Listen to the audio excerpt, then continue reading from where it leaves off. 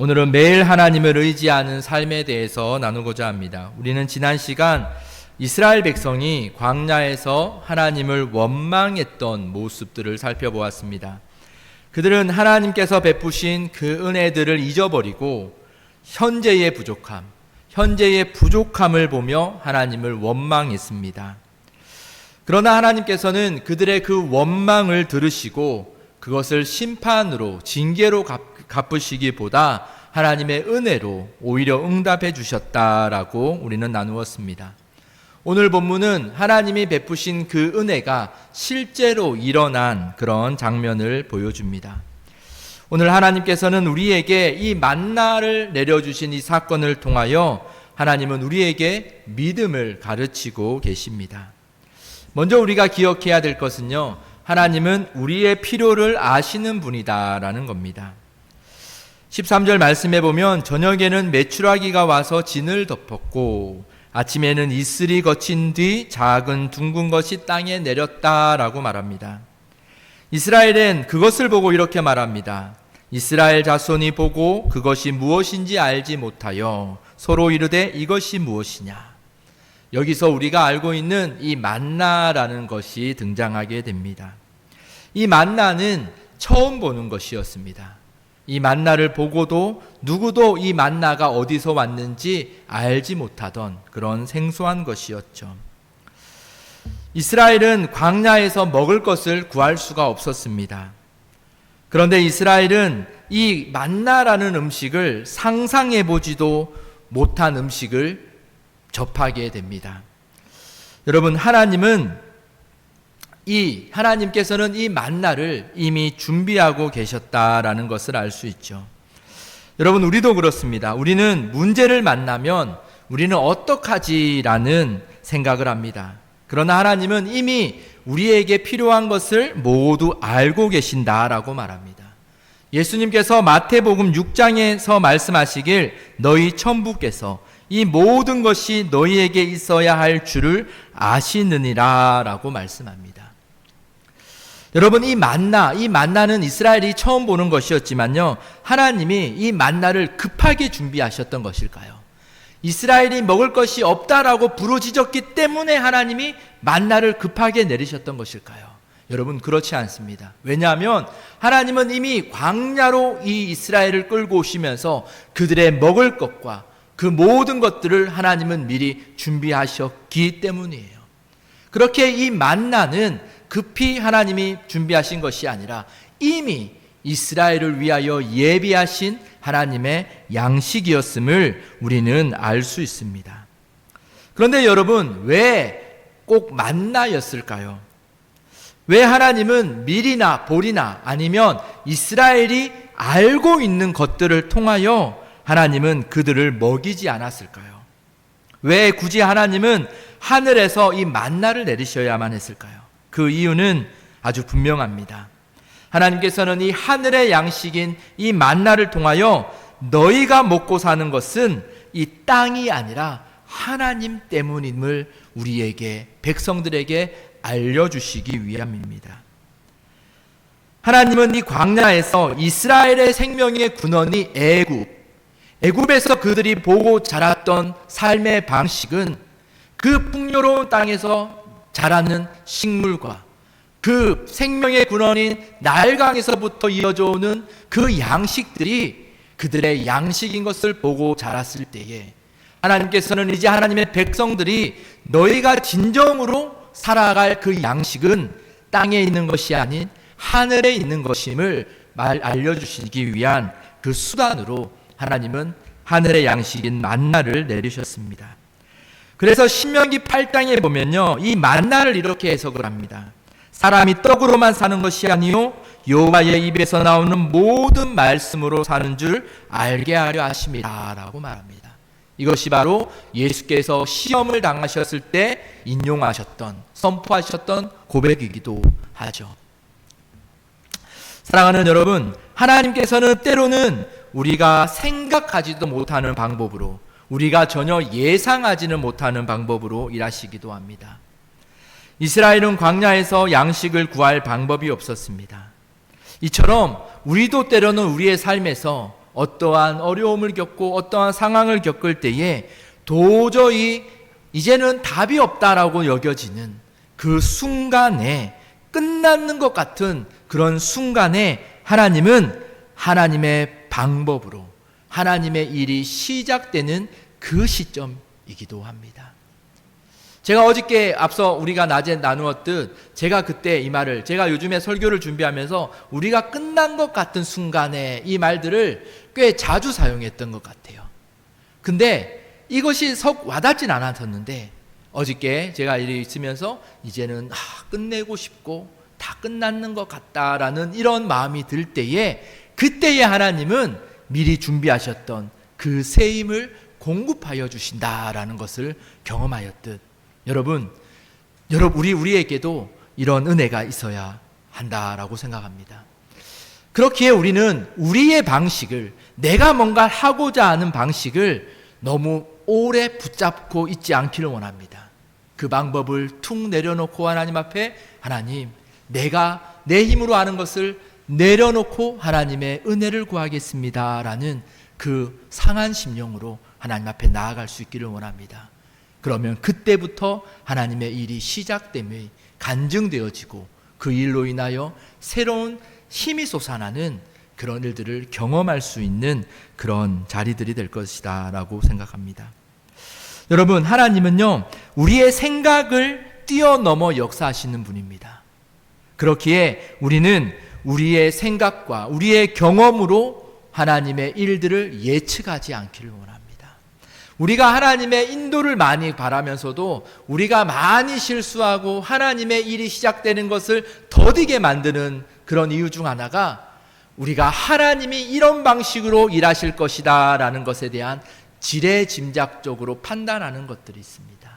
하나님이 이런 방식으로 이 나라 가운데 역사하실 거고, 이런 방식으로 우리 교회에, 이런 방식으로 지금 나의 문제를 해결해 가실 거야 라는 그런 상상을 하게 되죠.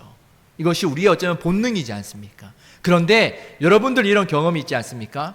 여러분들의 상상대로 하나님이 역사하신 적이 있으십니까? 저는 없거든요. 여러분, 우리는 이것을 인정해야 됩니다. 하나님은 초월적이신 분이다라는 거예요. 그래서 사실 믿음이라는 것은 하나님이 어떻게 일하실지를 아는 것이 아니라 하나님께서는 반드시 일하신다라는 것을 믿는 것이 믿음이기도 합니다. 그렇다면 하나님께서는 오늘 이 만나 사건을 통하여 바라셨던 마음이 무엇이었을까요? 하나님은 이 만나 사건을 통하여 날마다 하나님을 의지하는 그 믿음을 원하셨고 그 믿음을 훈련시키셨습니다. 여러분, 우리가 주목해 볼 것이 있습니다.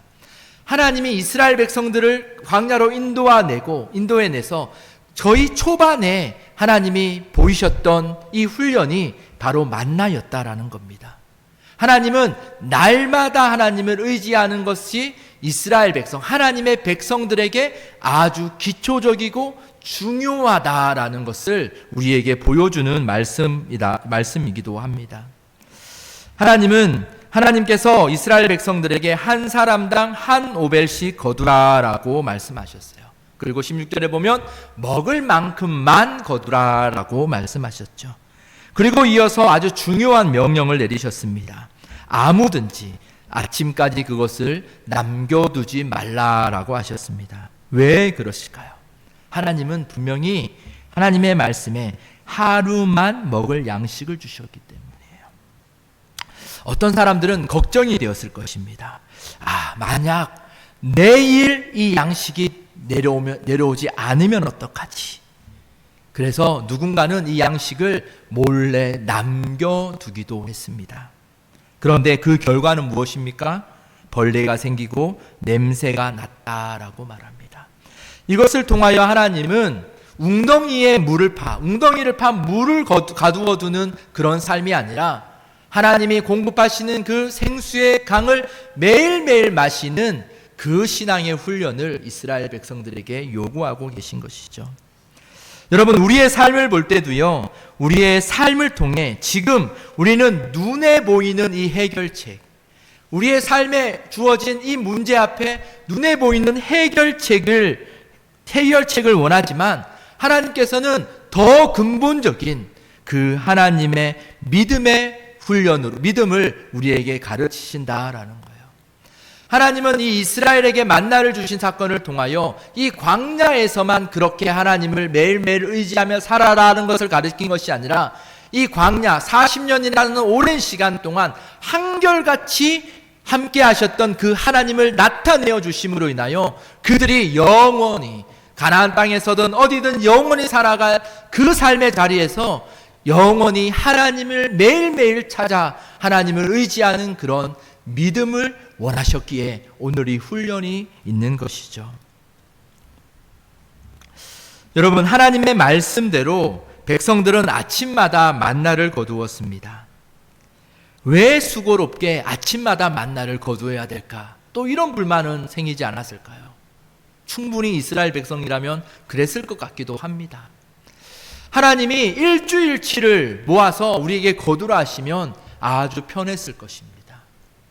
하나님이 항상 그 만나를 내려놓고 우리가 원할 때에 가서 배고플 때 먹을 수 있도록 하셨으면 아주 편했었을 것입니다. 그런데 하나님은 매일 아침 그들에게 만나를 거두러 오는 수고를 하게 하셨죠. 하나님의 그 이유가 무엇일까요? 매일매일 이 만나를 거두러 가면서 이 이스라엘 백성들은 매일매일 공급하시는 하나님을 기억할 수 있었던 것이죠.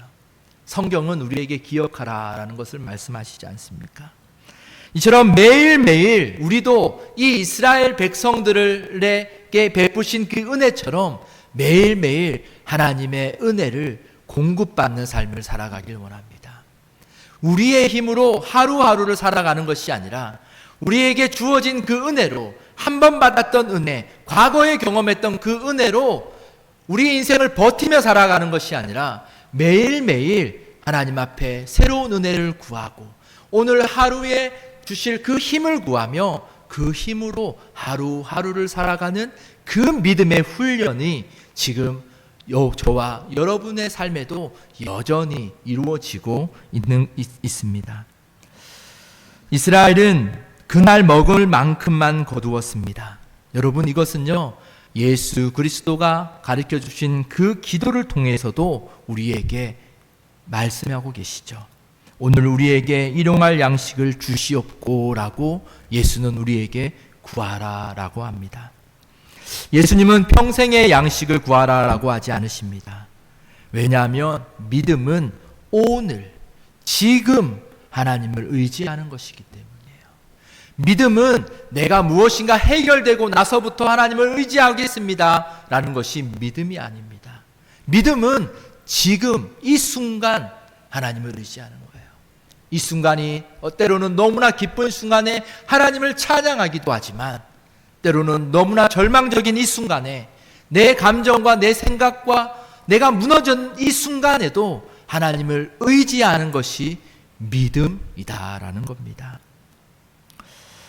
더 나아가 예수께서는요, 요한복음 6장에서 이 만나가 자기 자신을 가리키는 것이다 라고 말씀하셨습니다.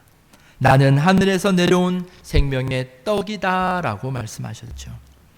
광야에서의 만나는 그들의 육신의, 이스라엘 백성의 육신의 생명을 유지시켰지만, 그러나 예수 그리스도, 우리의 생명의 떡 되신 예수 그리스도는 우리에게 영원한 생명을 약속하신 분이시죠. 그러므로 우리는 오늘 양식만 구하며 살아가는 삶이 아니라 날마다 생명의 떡 대신 예수 그리스도를 먹고 마시는 자들이다라는 거예요. 그래서 그 예수 그리스도를 먹고 마심으로 인하여 우리는 그분과 동행하는 삶을 살아가는 것이죠. 사랑하는 여러분, 하나님께서는 만나를 통하여 이스라엘의 배만 채우신 것이 아닙니다. 당장의 만족만을 주시려고 만나를 주신 것이 아닙니다. 하나님은 이 만나를 통하여 결국 그들의 믿음을 세우시기를 원하셨습니다. 오늘 또 하나님은 우리에게 한꺼번에 모든 것을 알려주시기보다 오늘 하루, 지금 이 순간순간 예수를 신뢰하게 하시죠. 그렇게 때로 하나님은 우리를 기쁘시게 함으로 예수를 신뢰할 수 있도록 하시지만, 때로는 우리의 마음을 무겁게 하실 때에도 예수를 신뢰하는지를 우리의 삶을 통하여 시험하시고 또 다시 일으키시고 계신 것이죠. 그러므로 내일 일을 염려하기보다 오늘 하나님을 의지하는 삶을 살아가십시오.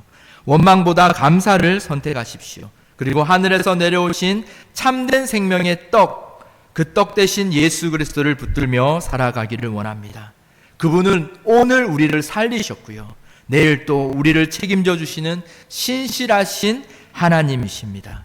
그러므로 날마다 하나님을 신뢰하며 생명의 떡 대신 예수 그리스도로 만족하며 감사할 수 있는 저와 여러분들 되기를 축복합니다.